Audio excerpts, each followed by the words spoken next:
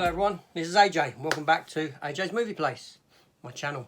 Now if you're a returning viewer, welcome back. If you're a new viewer, then welcome to the channel. If you are new, why don't you consider subscribing? Hitting that button just below the screen. Come on, you know what to do. Also, if you haven't done already, hit the notification bell. That'll keep you apprised of all my upcoming content, and there will be some. Also, comments. I'm happy to receive all comments. I will reply to all comments. Also, I have recently set up a Facebook page and an Instagram account under the same name as what's here, AJ's Movie Place. So if you're interested, come along, join me there. We can have a little chat, whatever you know, post some pictures, whatever you want to do. Anyway, so today, being a Saturday, I always tend to look at a little part of my collection. Today, I'm going to give it over to Mediabooks and Digibooks. Yeah, you know, the sort of DVDs, the Blu-rays that open up and they're in sort of book form. That thing. I've got a small selection, so I thought, why not? Let's go through them. Without further ado, let's get on with this. So, what I'm going to do for this video is I'm going to adjust the camera, have it pointed down like when I do an opening, and we'll go through them that way. So you ain't got to look at my ugly mug, and I ain't got to keep holding stuff up, going like this, trying to flick through it. I'll put it down on the table, we'll have a look like that, and yeah, easiest way to do it. So let me adjust this camera and we'll start looking. Okay, so I know there's nothing to look at the moment, but first up, first Digibook, Mediabook. What's the right correct term? I think Digibook or Mediabook are both fine. So the first one I have is Men in Black. Men in Black trilogy. Digibook's a little bit dirty. It did have a sticker on it there when I bought it. It was second hand when I bought it. But yeah. So let's take a look at the inside. So, I mean, I like these editions. I don't like them on the shelf too much because they're all different shapes and sizes and they sort of stick out. But they're nice to hold, they're nice to look at. So yeah, so obviously you get Men in Black 1 disc in that slot there. Some images from the film. Men in Black 2, images from the film. And Men in Black 3 with images from the film. I do like this set, it's very nice. I'm not sure on the way the discs are held, but that being said, you know, it's a nice looking set that I'm happy I have in my collection. Yeah, 3 great films. Yeah, very good. Now, next up, second, what I'll look at. Now, this isn't actually mine, this is my wife's. But I'm going to get it out of the way. But it is in the collection, but it's not a film I've ever watched or ever intend to watch. Yeah, 50 Shades of Grey. This I actually picked up for her when I saw it in Poundland for £2. So it's got some images there. Got the disc. Some more images, pictures, and that's it, and that's the back. So yeah, 50 Shades of Grey, yeah, not my sort of film at all, not something I'd ever give the time of day to, not something I'd ever consider watching. But it's a woman's film, it's a chick flick, isn't it? The book was female pornography, because that's how women consume porn in their mind. Men need a visual stimuli, women don't. So that's 50 Shades of Grey. Now back to some proper films. Next up is X-Men, Days of Future Past. Yep, so nice shiny sort of box to it. There's the back. It's not my go-to X-Men Days of Future Past film because it's not the Rogue cut, it's just the standard release. Now obviously there is the interior page, like so. Now go through it. This is quite a nice release because it's like got the movie posters for each of the characters in it. Wolverine, Magneto, Bishop, Blink, who's actually a character from an X-Men comic called Exiles. That's where she was introduced. I do have the first appearance of this character. Colossus, Iceman, Warpath, one of the Sentinels, Storm, Professor Xavier, Shadowcat, Sunspot, Beast, Charles Xavier Young, Mystique, Toad, Striker, Dr. Bolivar Trask, Havoc, Magneto, I'm reading this upside down, Quicksilver, and Sentinel, and Logan. Yeah, so obviously 2 discs. No, 1 disc, sorry, my bad. 1 disc at the back. Yeah, X-Men Days of Future Past with its slip cover. Oh, that'll go on. Come on, get on there. Can't get the slip on. So yeah, X-Men Days of Future Past, like so. Next up, Dunkirk. I do have this film on 4K as well. I did see this at the cinema. It was a fantastic experience. I think it's a fantastic film with its non-linear storytelling. Yeah, it was very impressive. The sound was amazing. Like I said, I have since got this on 4K as well. But as for the book,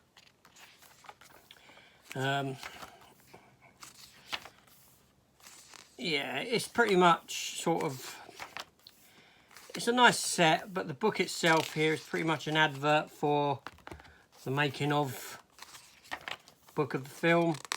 Sort of little, you know, it's primarily photos. Yeah, it's not the best. It's not the best Mediabook, but you know, it's full of pictures in that sense. Nothing to write about, nothing to read, nothing to write home about, nothing to read in there. Tom Hardy there, pilot of the Spitfire, greatest plane ever made. Are you a Spitfire fan or a Hawker Hurricane fan? What do you prefer? I'll go with Spitfire, classic. So yeah, that's 2-disc version. Dunkirk.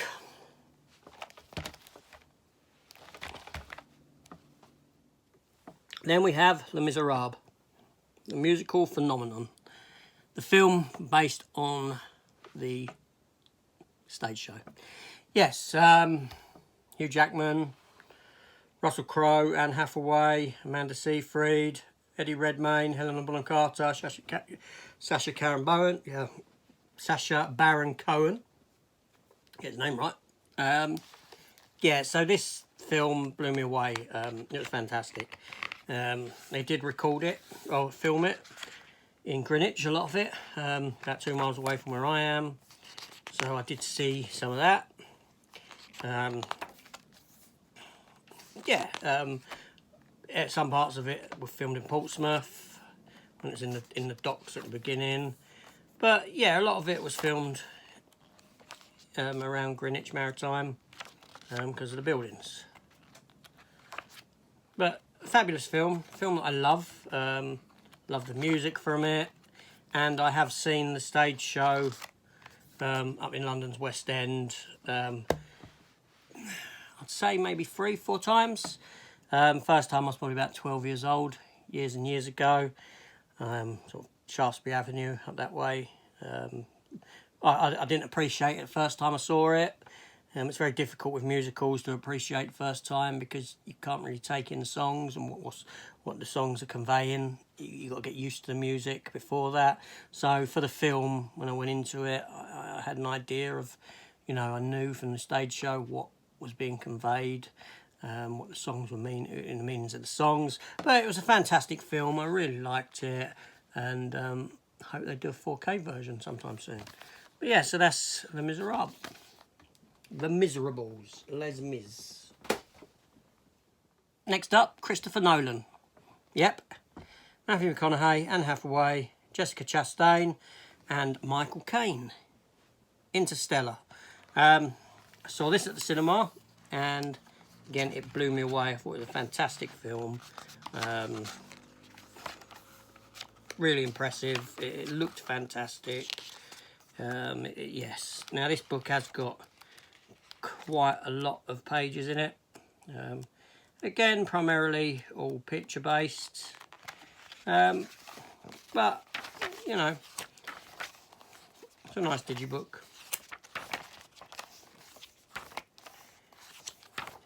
Yeah, Interstellar. Like I said, I really enjoy the film. I haven't got it in 4K. I keep meaning to pick it up in 4K. Because I ain't picked it up yet. I'm in no rush to pick it up. I'm just waiting for the price to be right or for it to be in an offer. Yeah, so that is the Digibook release of Interstellar. Now, next up is one that I got upon release when it came out. Tim Burton film. Sleepy Hollow. Fantastic cover design, the image on that. I do think they missed a trick on this one in that should have been lenticular. Because, you know, imagine all that sort of the smoke and mist around that horse sort of waving about. Got a nice bit of spot gloss across the title there. Johnny Depp and Christina Ricci in the story of Sleepy Hollow, the Headless Horseman. Yeah, so I didn't have this on Blu-ray, and then this release came about, and I thought to myself, why not? And it's a fantastic Mediabook, Digibook, because it gives you something to read. It isn't just pictures to be looked at. It's, you know, you've got a wealth of writing in this. It is a book.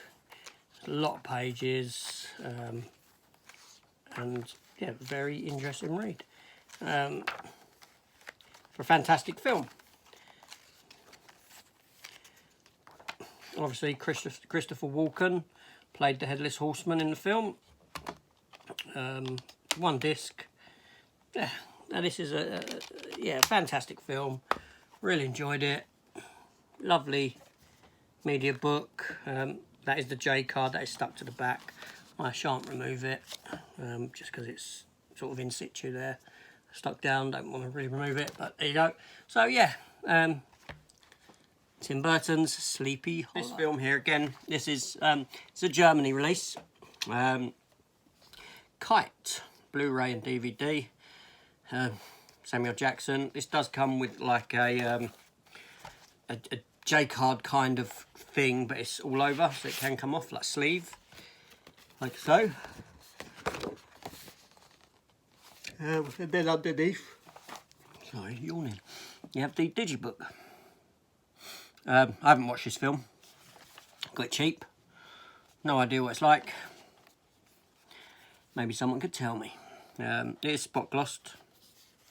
The girl on the back is in spot gloss there, and the characters on the front. Now with this one, open it up. Apologies. So you do get a poster for the film.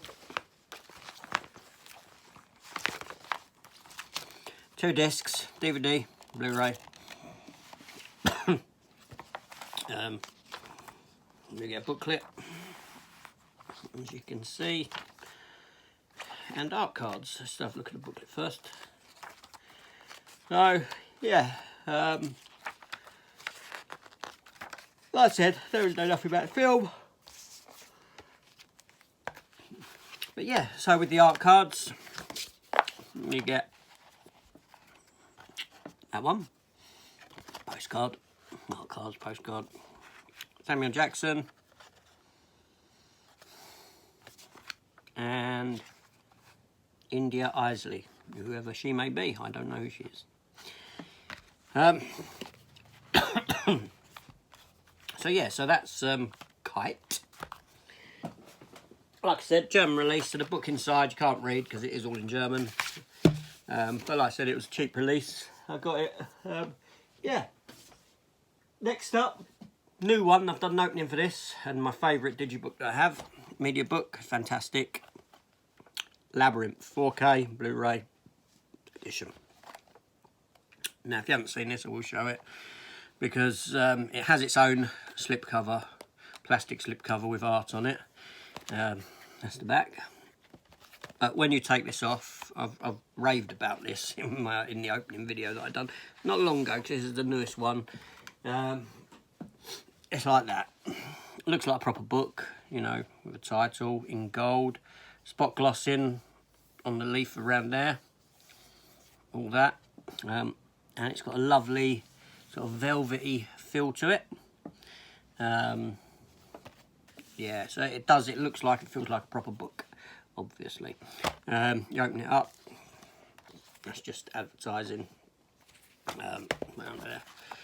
Open it up, and again you have 2 discs, 4K, Blu-ray, and in this one it's just, this is an American release imported from the United States. It's just a fabulous, you know, fabulous release. This is, it's an outstanding release. I said in my video before, and I'll say it again, if anyone needs to know why we should have physical media over digital, here's why. This release. I was blown away. I was gobsmacked when I opened this up. But yeah, so that's Labyrinth. You can take a look back in the past week. You'll see an opening for it in my videos if you're interested. And we'll go into a bit more detail. But yeah. Now I do only have 4 left, and these are all from Germany.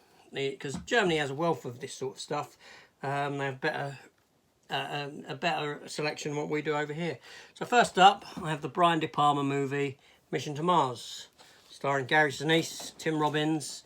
Now this film gets a lot of hate, I believe, but I love it. I think it is a fantastic film. I have no issue with it. I can watch it quite often. I think the soundtrack is brilliant. Music in it's done by the same fella who done The Untouchables and stuff like that. Now, unfortunately, being a German media book, obviously all the writing within the book is German. So, unless you can read German, you're stuffed for that. Not unless you've got one of them phone translators where you can hold the picture up, you know, you hold the phone screen up and it translates it into English. But a lot is lost in translation, to be honest. It doesn't read right. If you want to know what I mean, go and watch the German original version of 99 Red Balloons, totally word for word translated into English, and boy, does it not make sense at all. But there you go. So that is Steelbook for Mission to Mars. Then, next up, we shall have a look at a recent one that I've got, and a film I've still yet to watch.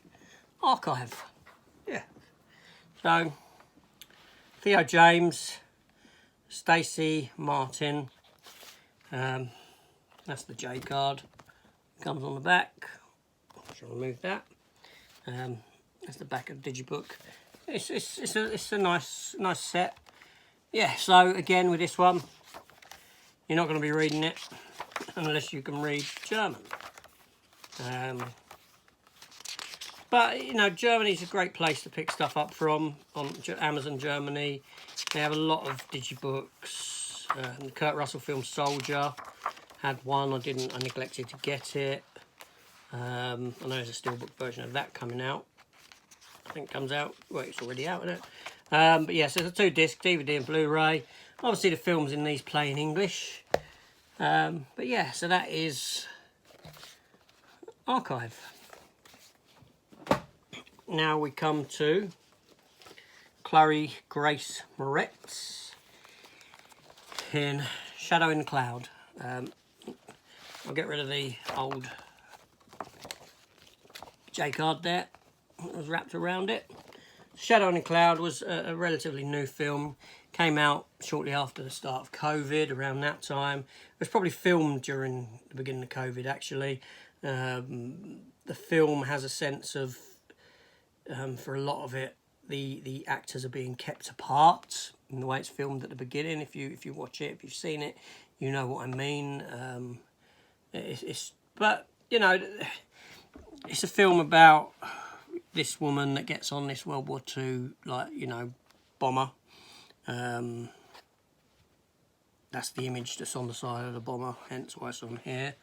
The Fool's Errand is the name of the plane. She's carrying a mysterious package. Yeah, and then there's like this creature in it, like gremlin, not a gremlin from Gremlins, but a gremlin like what they used to say in World War II when planes had issues, mechanical problems, a gremlin was causing it. And yeah, it's a silly film, it's ludicrous, it's got one of the most ludicrous scenes I've ever seen in a film. But it was enjoyable enough. I can't say I didn't enjoy watching it, or I didn't have a fun time with it. But I was sort of like tutting and shaking my head like as if a few times through it. Yeah, the first half's a bit odd. You know, it's filmed funny. It looks, I don't know, it feels to me like the second half was shot first, and then they came back for the first half during COVID to shoot that. Yeah, trying to keep everyone at a distance and filming separately. So, but it's an enjoyable film, and I don't believe it's a film that we've had released in this country on physical media yet. But yeah, so that was Shadow in the Clouds. Now I'm getting to my last title, and then that's it for my Mediabook collection. So, last but certainly not least, Pamela Anderson, Barbed Wire. Now, I have actually done videos where I've opened this and had a look at this, if you haven't seen it. Again, it's a German release. Barbed Wire is based on a Dark Horse comic character, obviously, called Barbed Wire. It's filmed sort of like in the mid-2000s, and was it 99? No, it was 1990s, wasn't it? Bloody hell. Honestly, can't remember the date. Oh, my mind's drawing a blank. But anyway, it's based on a Dark Horse comic book. Pamela Anderson was fresh off of, it was the 90s. She was about 96 maybe. She was fresh off of Baywatch. People didn't want to pay to see her in the cinema though. But she is perfectly cast as this character. In that if you see the comic character herself, you can see the comic character was probably based upon Pamela Anderson prior to Pamela Anderson being cast.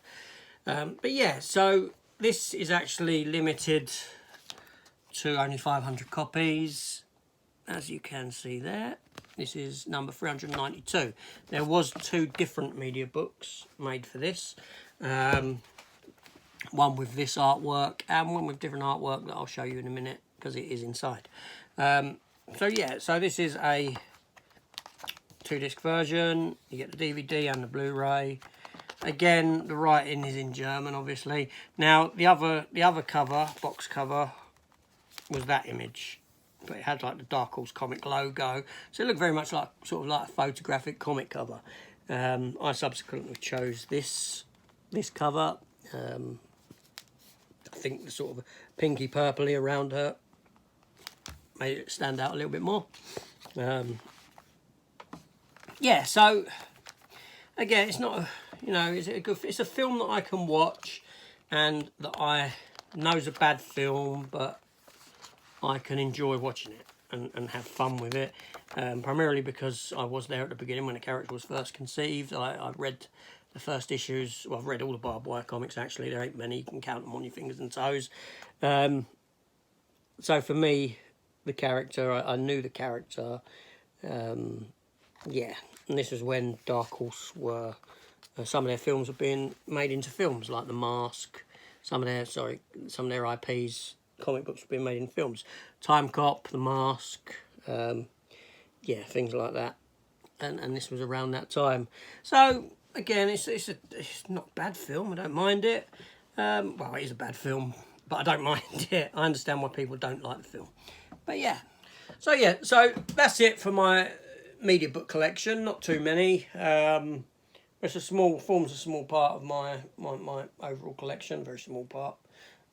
You know, I like Mediabooks. I like Digibooks. I like the fact that it's a book. I like pages. I like to be able to look at stuff. On the shelf, like I said, I don't particularly like them because they're all shapes and sizes. You know, nowhere great for them to sit. But yeah, but you know, I do look at them. I do get them if they come up. I am interested. Yeah. So anyway, that was it. Just I wanted to keep this quite a short one. I do keep meaning to start my A through Z's. You know, one week I'll do the A's, and next week the B's of my complete collection. I just ain't got the time to get around to it yet. Maybe at some point I will go ahead and do that. Anyway, thank you for watching. Yeah, like I said, if you haven't subscribed, please subscribe. All that stuff, like, share the video, give me a thumbs up. All very much appreciated. Leave me a comment, I will reply to you. Tell me what digibooks you've got. Have you got any digibooks that you think I should look into getting? Is there any like really outstanding ones that you think are, yeah, you know, really quality? Let me know, I will be interested. So anyway, this is AJ. Thank you for watching, and I'll see you next time. Take care of yourselves. Goodbye.